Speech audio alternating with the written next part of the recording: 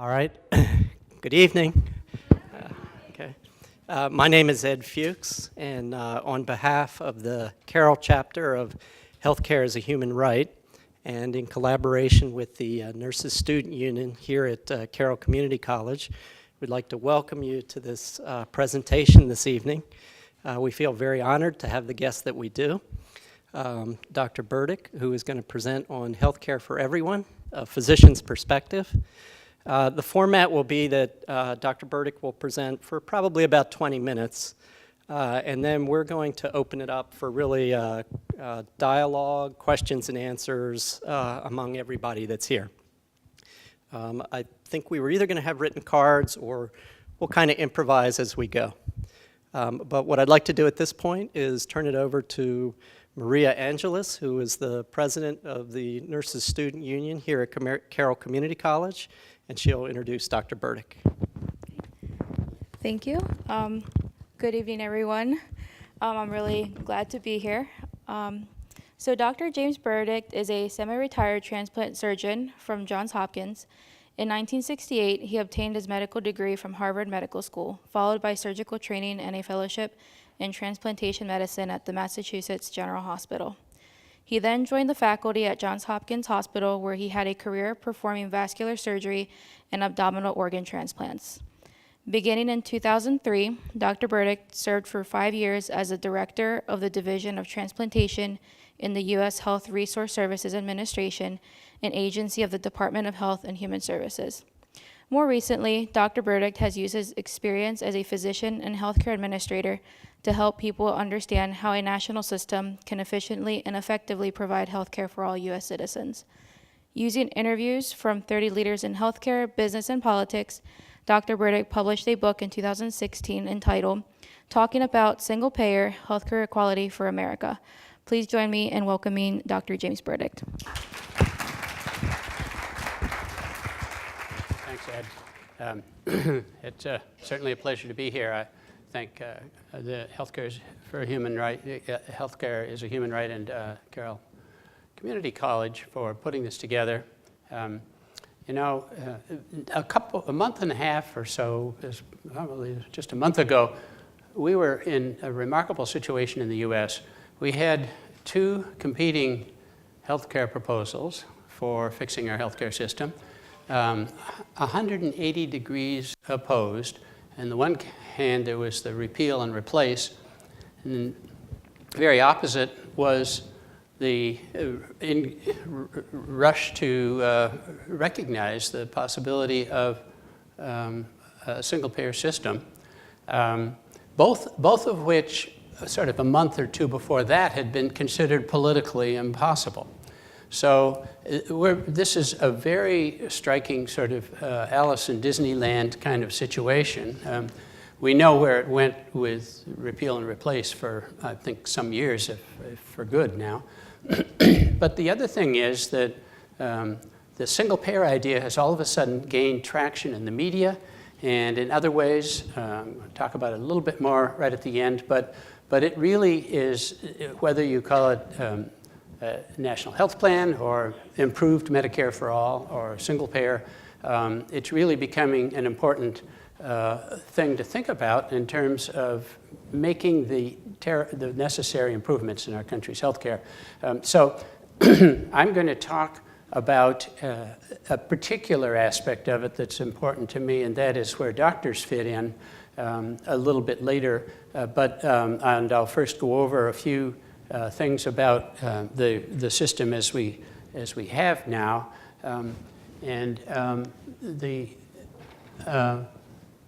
what I will come to is why I think it's important for doctors to be involved in the whole process of generating a national healthcare system. There's a kind of, if you can see this, yeah, here we are. There's a degree of complexity we have now that could just be very effortlessly changed if we have an important national process for physicians being involved in the decision making, in assessing what's happening in medicine, and providing the country with an authoritative single sort of place to see what the appropriate choices in medicine are. And we badly need to return nurses and doctors to professionalism compared to the complexities the government and the insurance companies generate now. It's important to recognize the first thing that people wonder about is it going to cost too much? No, there is money to be saved. And I'll just note that this, what's called the Dartmouth Atlas, this is a description of the amount of money Medicare spends in different hospital regions. And it's a wide variety, and there's nothing that these patients in the red, in very high amounts of spending are getting better than the patients that are getting care at a much lower cost on average. The anecdotal thing was, you may know the famous Gawande article called The Cost Conundrum, essentially looking at how many coronary artery bypass and stents were done in McAllen, Texas as an example. It was far more than the national average. And I think most doctors practicing have a sense that overutilization is one source of improvement in medicine quality and in cutting costs. I'm not going to go through all of the points, but just in summary, we need to recognize how important drugs are, but also control the costs in this country, which is far higher than in other countries. Devices are too often for hype for the hospital and not necessarily beneficial to patients. Some more obviously not than others, perhaps. And even diagnostics, we need to have a much better control over what the need for and interpretation of various diagnostic things. Because if we make mistakes, if we do too much of something, it not only costs more money, but it's not good for patients. There's always harm if you do something to a patient. So one major thing is that we could have price controls like the VA has, which are prohibited by the Medicare law at present. This is just a little example of how difficult healthcare insurance has become for people in the country. And this is the Affordable Care Act, which has been a huge improvement, but as we can see, has not really gone far enough in making healthcare work for every citizen. In 2016, this represents the dark areas are several insurance companies in the exchanges, and then you can see how many places have either one or zero. One have gone from 3 or 2 to 0 to 1, and that really is interfering with competition. And that means that these people don't have coverage for health care. So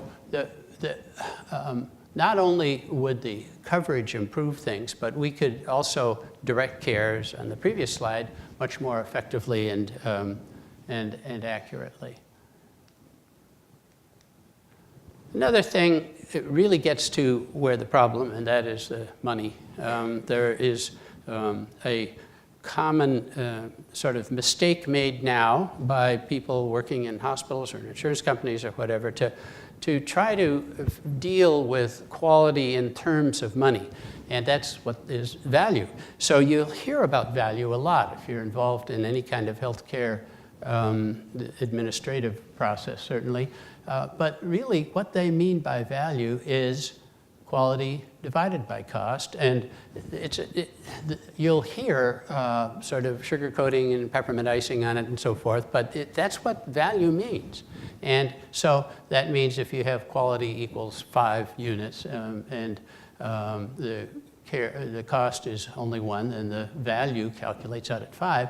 Of course, you can also get a value of 5 if you cut the quality in half, but also cut the cost in half. And this is not exactly what a patient wants to be thinking about when they come with a problem and want to get health care, right? So value isn't the way to think about it. So I thought about how we might improve that idea, because this is the overall problem in our system, is the commoditization. We spend a lot of what we do in healthcare making profits rather than just directed to making patients better. And so, for instance, it's very clear that medical care can't be viewed as a market. A lot of things are responsible for the attempt within this market rubric to try to control doctors and insist that doctors and nurses are doing things right, rather than the professionalism that I advocate. And in fact, it's an old problem, because the founder, one of the founders of the Western economic theory and understandings, who spent a lot of time on products and profits and sales and imports and exports and all these mathematical ideas about economics, when he got to doctors, he gave up. And actually, lawyers were included in this, I have to point out. And he said 400 years ago that we trust our health to the physician. Their reward must be that rank which such a trust requires. And we haven't really improved on that in the last 400 years, because it's not that sort of a thing. It's not a market. So what I'm making a deal about in the book, and the reason I'm talking to you tonight, is a proposal that you can think about what a medical care person, I've been spending some time with the nurses today, so I'm talking about doctors and nurses, medical care person does in a way that would be able to be interpreted, measurable, compared one to another, is it's really taking responsibility, and it's taking responsibility for preventing harm. It's pretty simple, and it's pretty straightforward, because you can define harm. Ineffective treatment, you know if it's the wrong cancer drug and you see a patient being given it, that's not preventing harm. Failure to follow protocols when they clearly work, outcomes, unnecessary side effects, and the patient involvement in this is very important. We've talked about that a little today earlier. You know, in a way, they're the consumer. It's essentially the taxpayer paying for all, and right now, the person buying insurance paying for all this. How they come out in terms of how they feel about it is also an important aspect, and I'm going to show you how I see, in summary, these things could be put together appropriately.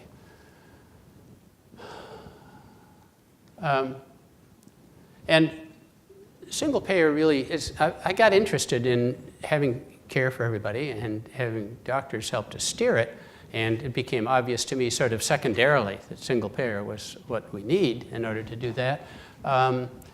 We improve care decisions, we have better systems. It's not true that it's useless. It's very clear from studies, direct studies and indirect studies about what happens to people above and below the poverty level and so on, that that if the poor get health care the way everybody else, this is many millions of people in the country who have no coverage of any sort, they will take it on and do right by it. It's good for everybody, not just the people who don't have health care right now. Obviously, immunizations and hepatitis C are things that threaten all of us until everybody's better. So it's not a matter of them and us. We've got to understand that everybody needs to have this. And we're really getting a lot closer. There are many effective activities underway that doctors, in spite of the generally being recalcitrant over the years, have become changing. They're more likely to be in favor of single payer, but also in terms of the specifics of how to make it all work right. Anecdotally, this cost conundrum, if you remember it, that article caused a big stir, but Gawande, Atul Gawande wrote another article later in the New Yorker, amongst the 100 or 200 articles he's written in the New Yorker recently. And he went back to McAllen, Texas, and it turns out that things had turned around. And what had turned around was the doctors had gotten together and said, you know, after first grousing about Gawande for a while, they said, you know, he's right, and we got to do this. And they really had much better levels of care and much less overutilization, and that he documents that. And the important thing to me is that this wasn't because of some law or reg. Nothing was changed in terms of the government involvement. It was just the doctors were able to do this, and it just, you know, with no fanfare practically. I mean, it was a bit of a stir, but we have this special situation in Maryland with special ways that hospitals and doctors are paid that is an example also of how we could move towards this thing nationally, and what's done in Maryland is a little more like a national single-payer system. And the other thing that and I exhort you to be aware of, is that the political system really is changing. There are many more people who are political candidates or who are politicians who are in favor of single-payer. I'm just going to anecdotally mention, for instance, the senatorial introduction of the single-payer bill, Medicare for All, by Bernie Sanders. Now, he's an old hand at this. He's done this before, but he's certainly somebody to support. Other people in other parts of the country, more locally, are important. Again, just anecdotally, not a campaign speech or anything. I'm from Congressional District 1 in Maryland, and the candidate there, Mike Pullen, P-U-L-L-E-N, is very much for healthcare. He's got good ideas about education and climate issues and so forth, issues that are very important in Congressional Region 1.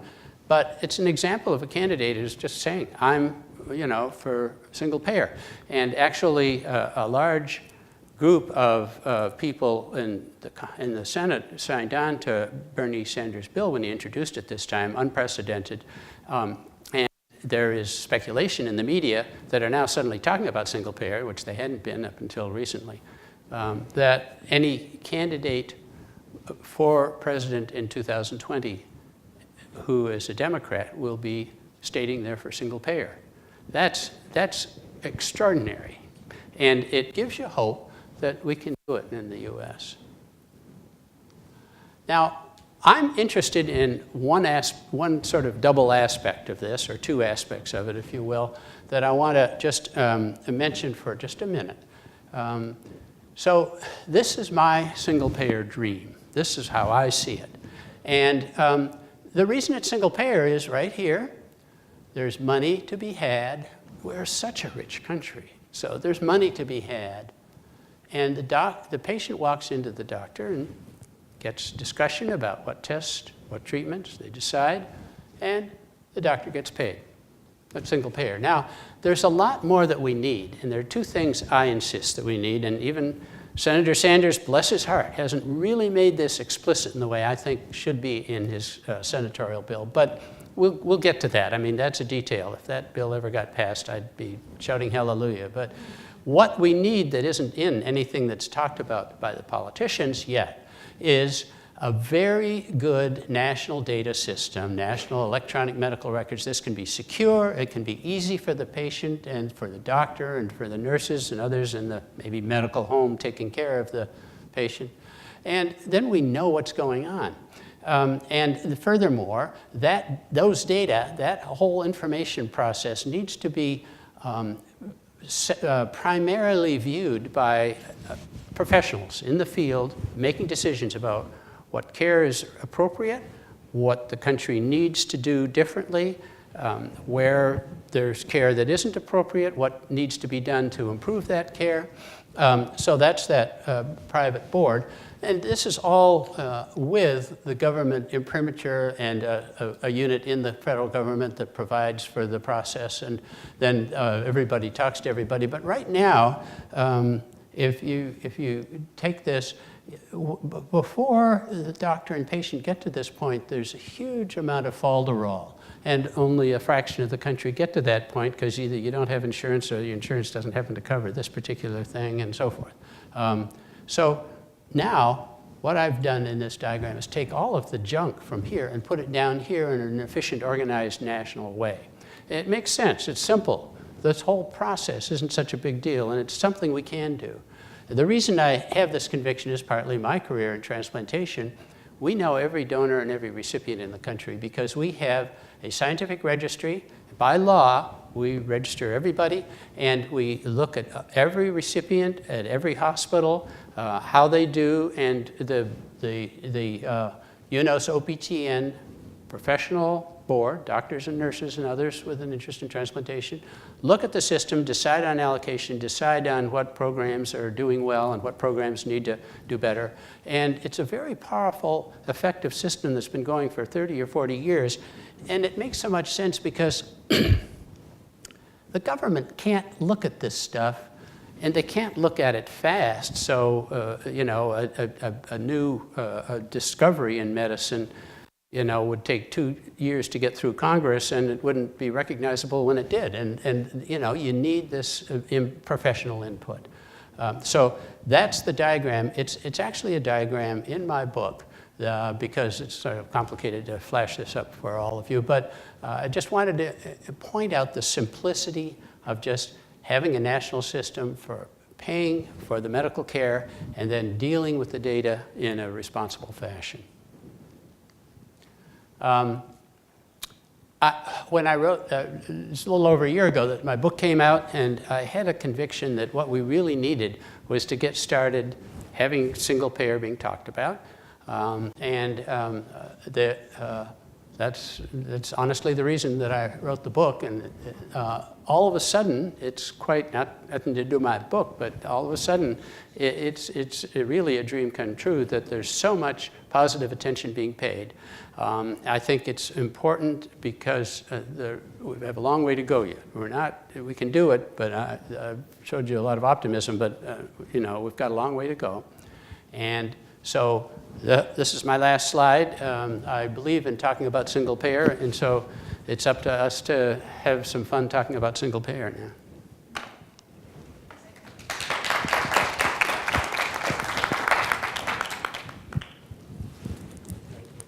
Thank you, Jim, for the overview. Are there any questions to start in the audience? Yes. You mentioned kind of Medicare versus VA.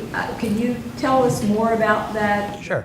Well, in brief, and maybe this will answer your question, but in brief, let me just say that Medicare and the VA both are remarkable examples of pretty much providing medical care to whoever walks in the door, just in the way I have in my diagram. Let's start with Medicare. It's become you know, common to say, well, we want Medicare for all. That's not a bad slogan, but Medicare has problems. The diagram I showed you with the overutilization, that big map, Dartmouth Atlas, that's Medicare data. And so Medicare is prevented from really fixing that. And so that's my solution, is to improve Medicare in some ways. And that's what Bernie Sanders' bill is called, and on the side, Improved Medicare for All. Now, then I think the VA represents a second example of how well that works. In spite of all the bad press the VA has gotten recently, and there hasn't been enough funding for it, especially when we do things abroad that bring more wounded people back, unfortunately, and so forth. So, but that's the point is the VA system, mostly you can hear some bad things, but if you talk to the patients or the doctors in the system, they say, you know, it's mostly pretty good. And if they get a problem, they know how to go trying to fix it. But the VA has the advantage that they, in particular, can negotiate with drug companies for how much the drugs in the VA will cost. They do it. It's not prevented by law. And that is what Medicare, the original Medicare bill and on through, has had a specific provision against. So that's one big difference. I think doctors look at how it would be to work as a doctor in the VA. There are pros and cons. I think there are going to be some variations in how the medical profession sees patients and how they get reimbursed. And there are differences between Medicare and VA, and there are some things in each that would be good and some that wouldn't be. And I'm not really, I think that's not an important problem, although it seems important to medical people sometimes. But I think that can be fixed, partly because we can save a whole lot of money, and we need to put the money where it belongs. So if you've got a good doctor, they need to be paid enough to, as, you know, Adam Smith told us 400 years ago, that's what we have to think about.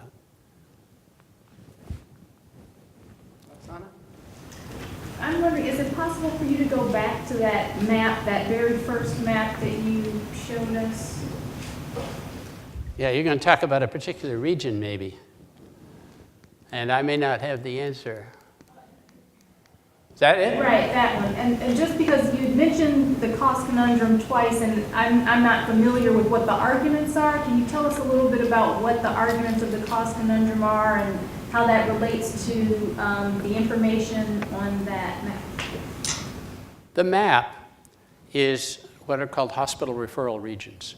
And the Dartmouth investigators looked at the amount of money Medicare spends in each hospital referral region per patient in that region. So it's a per patient cost. It's actually a per capita cost. So it's for every person in that region how much is spent. And what that shows is that in the dark red, it's a little over $7,000. It's an annual cost to Medicare. Whereas the light, there are a few white things that are not populated, but the light yellow are somewhere around 5,000.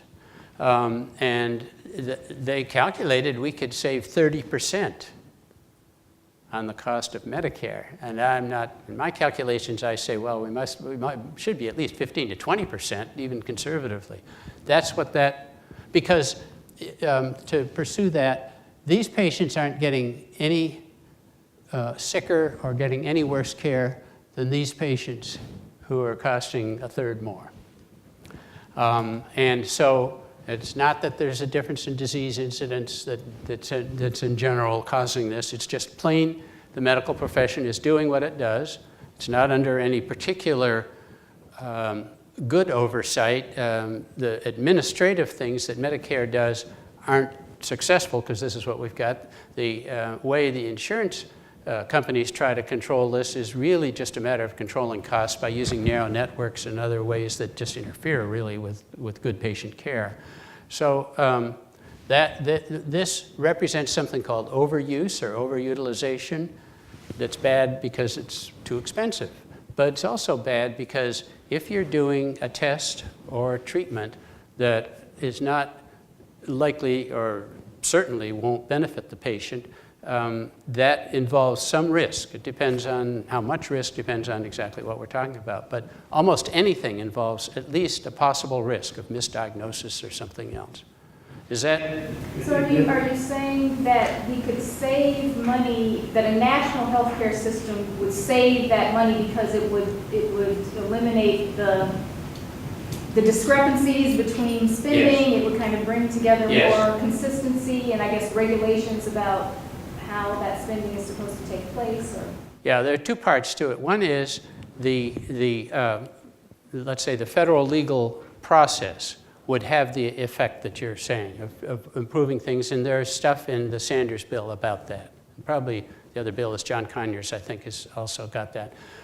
But my argument goes a little further because I think it is hard for people in Congress or for people out in West Baltimore at the Medicare facility to make sense out of the details of this in a way that the medical and nursing and doctors, medical profession, nursing and doctors, could easily say, you know, it's clearly not a good thing to be doing this to patients, and therefore that's overutilization. And then they can establish the culture in which that isn't done, and then they can look at the data in the ways I described in the second to last slide, so that it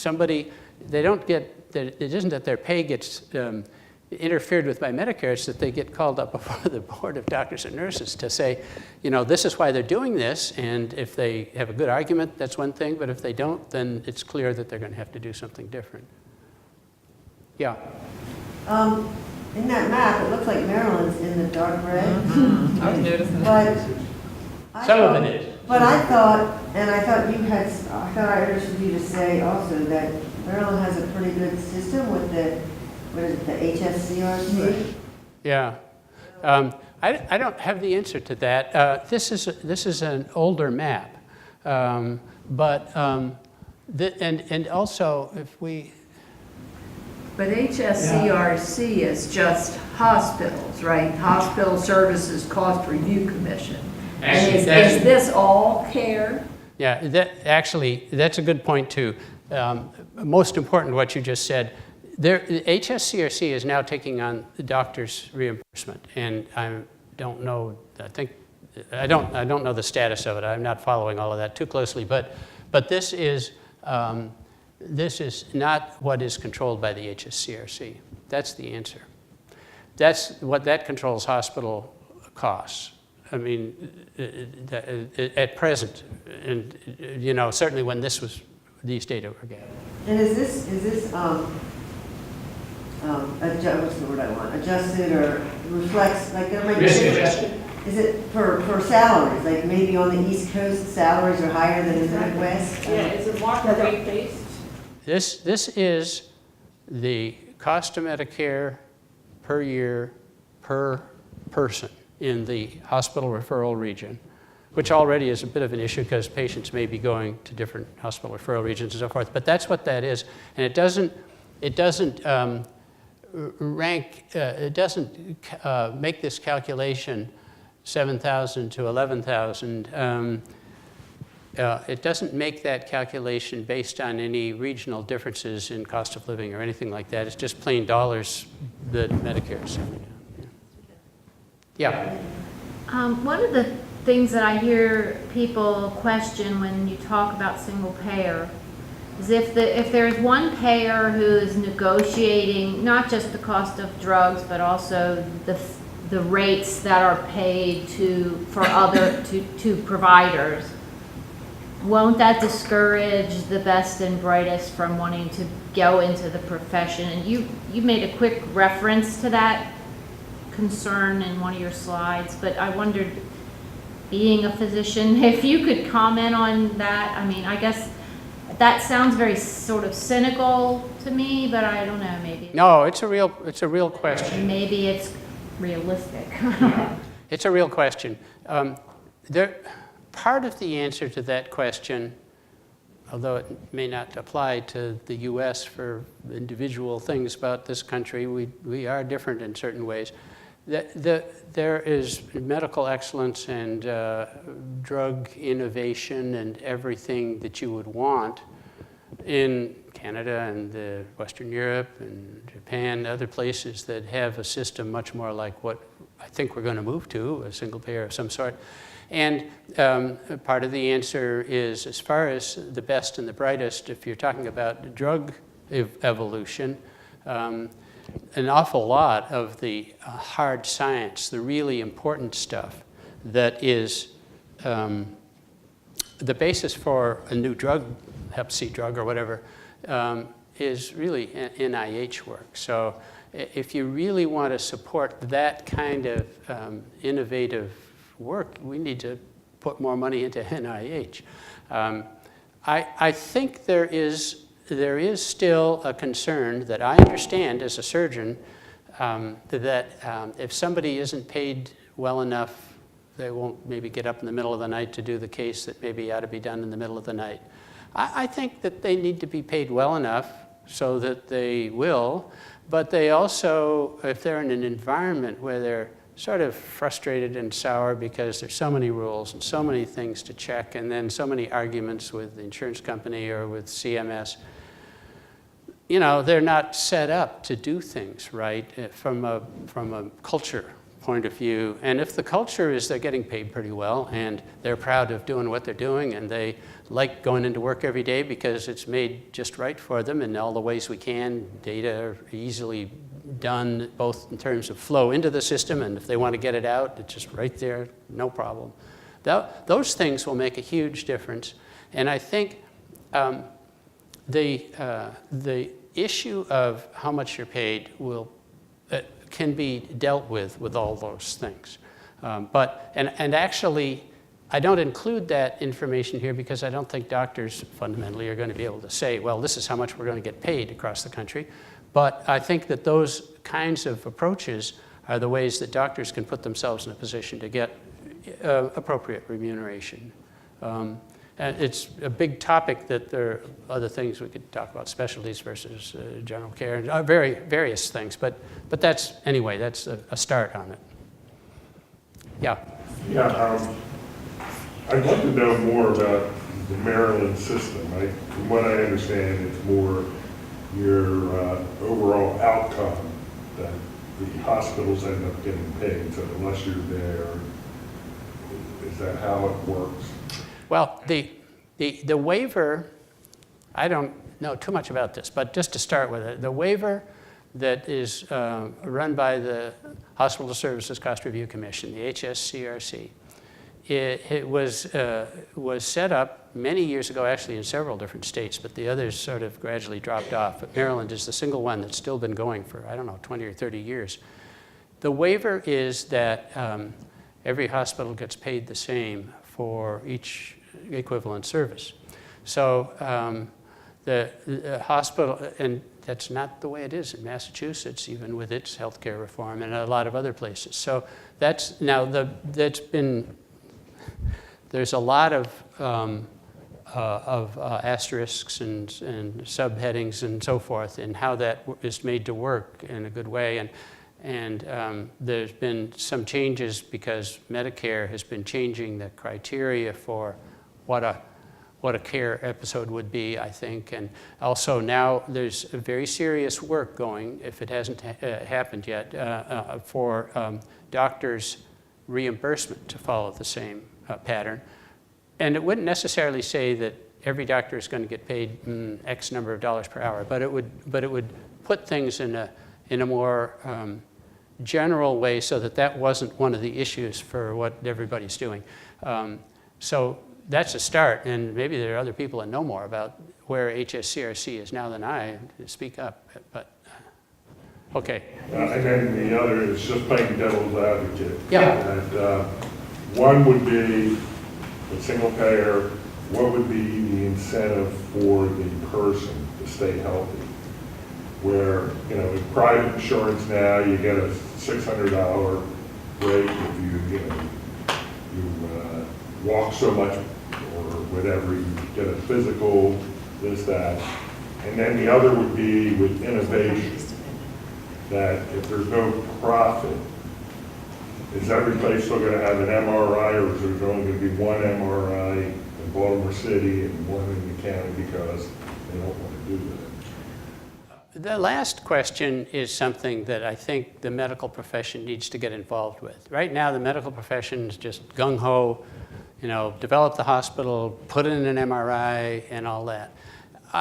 I think that that's a kind of excess, really profit-based excess, market-based excess, that we have to get control of. But I think doctors are going to get told, unless we get involved in the scheme that I showed at the end and do the telling about what the criteria are going to be for putting in a new MRI. And in Maryland, hospitals are a little bit protected on that score because they don't have this hype of advantage of saying, well, we've got an MRI, so come here, in the same way at least. So I think the general concern that quality won't be as good, either because you don't have the instrumentation or other things, or you don't have the incentive to be a good doctor because you're not getting paid enough, it really is answered partly by the fact that things are going south right now. I mean, something's got to be done because we're certainly not in the situation. We've done our best with a market-based system. We've over and over, we've been working away at this, and we're in the situation we're in. So that idea has to resolve into some other things that are partly ideological and sort of pride of work, and partly recognition that if we save a lot of money, we can put money where it's really necessary. And certainly doctors' salaries are not, just another point about reimbursement for doctors, because that is part of what the argument has to be about.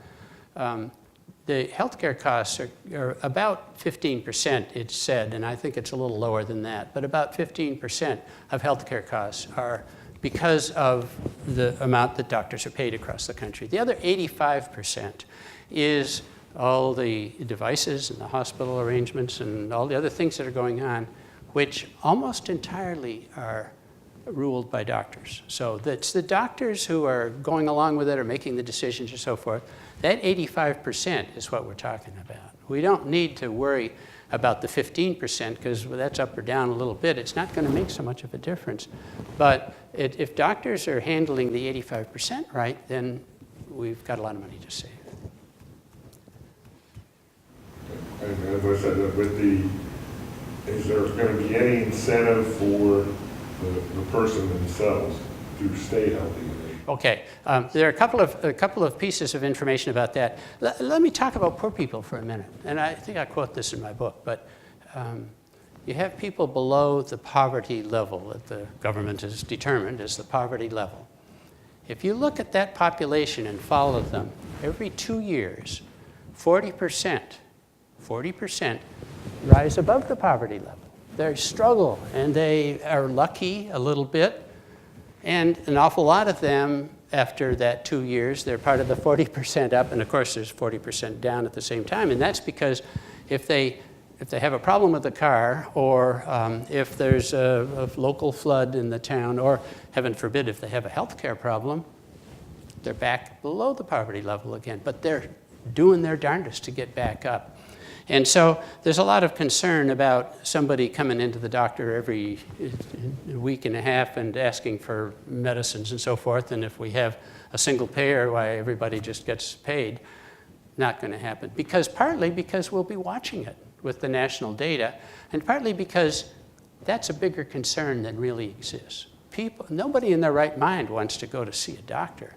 And so, there's a lot of, so I think that given all the problems we have, even if we say that's a problem that's incompletely solved in this system, it's nothing compared to what, I just don't think that people are going to, there's a third way, and that you can look at other countries. And the Canadians, you hear bad things about Canada, but I know a little bit about it, and Canadians are proud of their healthcare system. They want to make it work. Doctors out west in Canada are a little bit troublesome about it, maybe rightly, I don't know for sure. But it's not, it's not people sort of just taking advantage of the system and not trying to help themselves. People do try to help themselves mostly. Well, as I said, I was just playing devil's No, I'm delighted. I could have planted you to ask that question so that I could have a chance to carry on. One thing I would love is that with Bernie Sanders or whomever, if they would start to say, you won't have any medical premiums any longer. Yeah. Not so much that your taxes are going up. It might go up $7,000, but you were paying $12,000 before.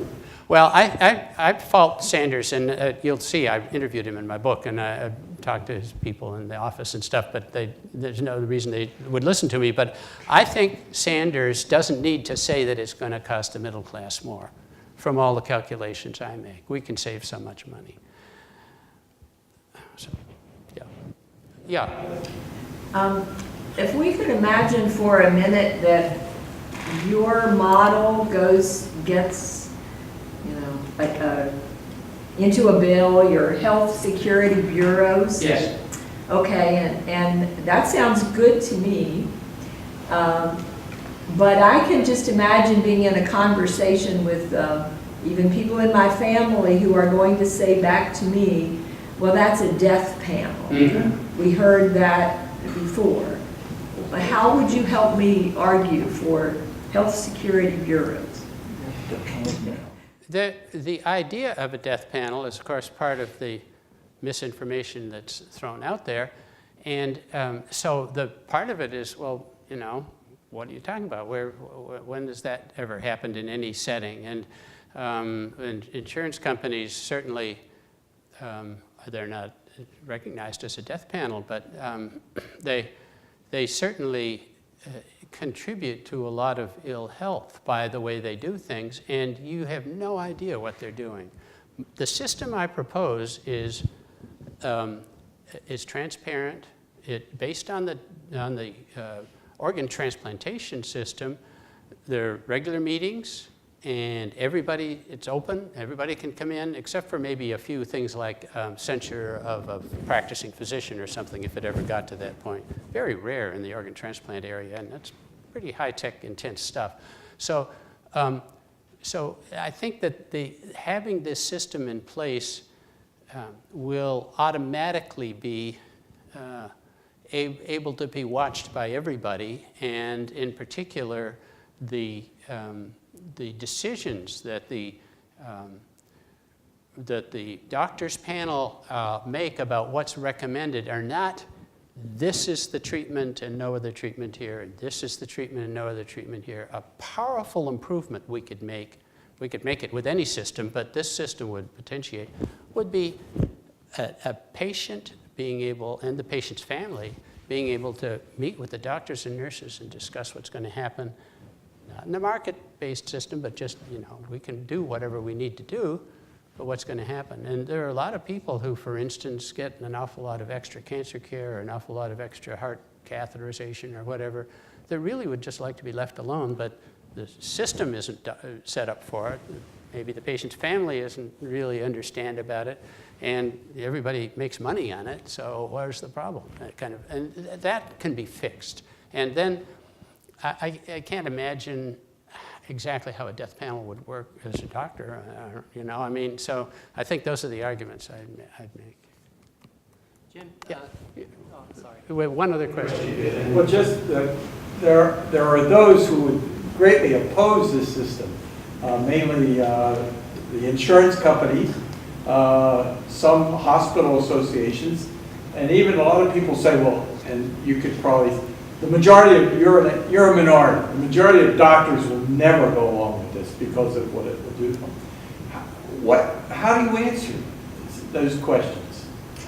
There are a couple of things about that. One is, as far as doctors are concerned, the AMA is talking about single payer, and there are specialty societies that are very, very clearly in favor of it, including oncologists and other primary care and so forth societies. So I think what's exciting about this spring and this last month really is that a lot of this stuff is coming out of the woods. And there I am in favor of single payer. And so I think that the resistance in the medical profession is really has always not been as strong as people say, but it's gradually moving, partly even as a result of having gotten so harmed by the way things are right now. And my particular pitch is for the medical profession to really take it on and make sense out of it in a way that'll be good for all of us doctors. And I think that's probably the most powerful thing. But it's also true that the politicians are starting to really get good press for it more and more.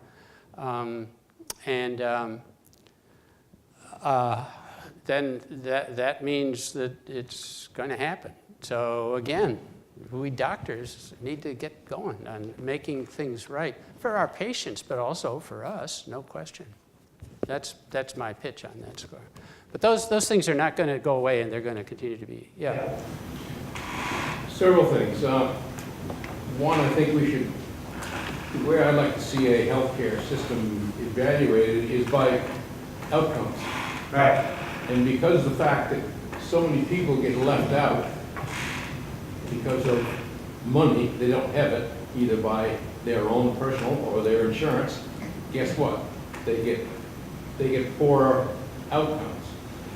One of the things that troubles me, and this is kind of a cultural thing, we've been taught this, and that is we don't like to put off tests. We don't like, we don't want to have the thought that if I go into the doctor, they're going to be able to prescribe everything A to Z, and there's going to be no question at all. Well, the rest of the world doesn't think that way. I think it's somewhat of a cultural difference. Okay? Canada, which I'm quite familiar with, never been there, but I have been for a company here, have been the sales manager for the Canadian territory. Okay, got to talk to a lot of people. Now retired, but 2 years ago was up there and talking to several Canadians. You talk, the hotels, the restaurants, and so forth. And before you ever said it, they'd say, you start talking to them about healthcare. And they would say, "You're an American, aren't you?" And they would begin to chuckle. Okay? And then they would proceed to say, "How can you put up with such a system?" Okay? So all this stuff about Canada delays, less care, all that stuff is all baloney. We've been taught that. We have been taught that, and that's not something we just have to get over, I think, anyway. Denials, there's no country that has more denials than us. The insurance companies do that. Okay? Why do you have to read your insurance policy? Looking for the denials. That's what you're looking for. Other countries don't have to do that. And the current bills, Bernie's bills, does not provide for denials. I mean, it provides for fraud, but not denials in the case of need.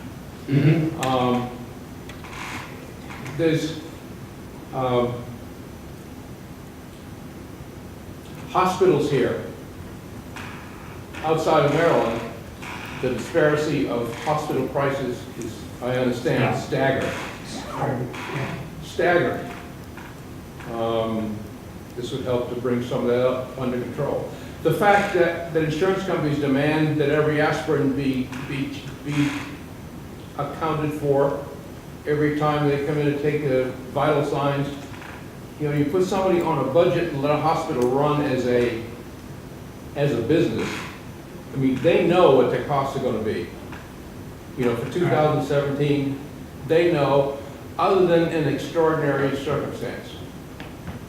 They just know. So therefore, under a single payer system, I can see, okay, this is your budget, but if you have an extraordinary circumstance, we just had one, 2 days ago out in Vegas? Right, sure. Okay?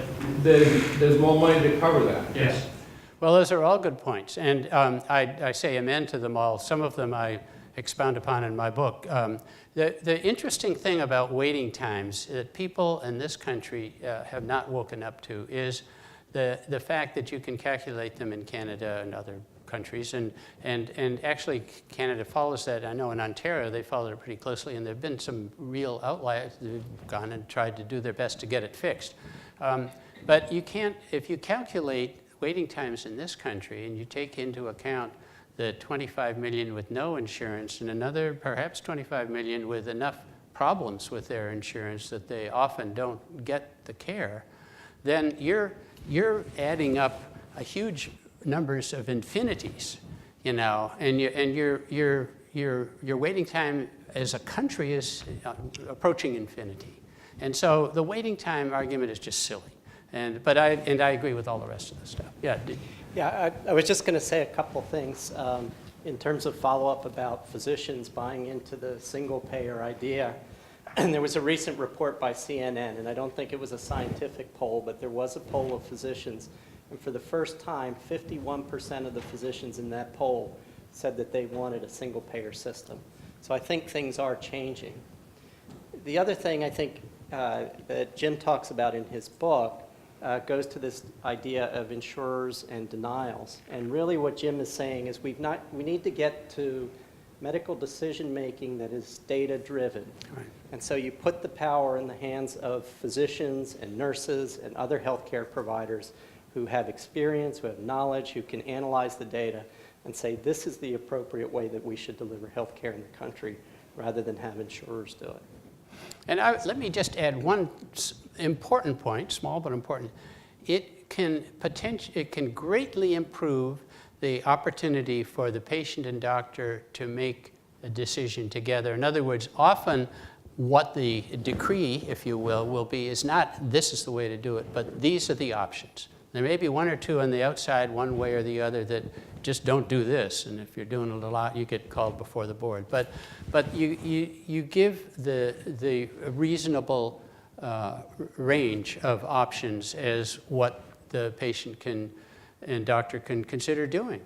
And that often there's now settings in which patients are sort of half by culture railroaded into taking a more expensive option than really they would like, but they're not quite up to telling the doctor and so forth. So that's I agree, yeah. So we're right at about 7:30. I think this is probably a good time to end. I'd really like to thank Dr. Burdick for coming here. Thank you all. This has been a very enjoyable, stimulating discussion, so I thank you. Just to let you know, he's so committed to this idea, he traveled from St. Michael's to be here tonight and is traveling back to St. Michael's. So it shows... This book is a stocking stuffer, right? Yes. Thank you. Okay. Get your family that book for at home. Yes. It's from any books in Westminster or online. Is it available online? Yeah, it's available online. You can get it electronically, whatever. You can't speak to it, have your family members read it. Right. Right? It's also available in Carroll County Public Library. Oh, yes. Yeah. Thank you all for coming. Thank you. Well, sir, thanks. Very good. Yeah. It's wonderful. Yeah.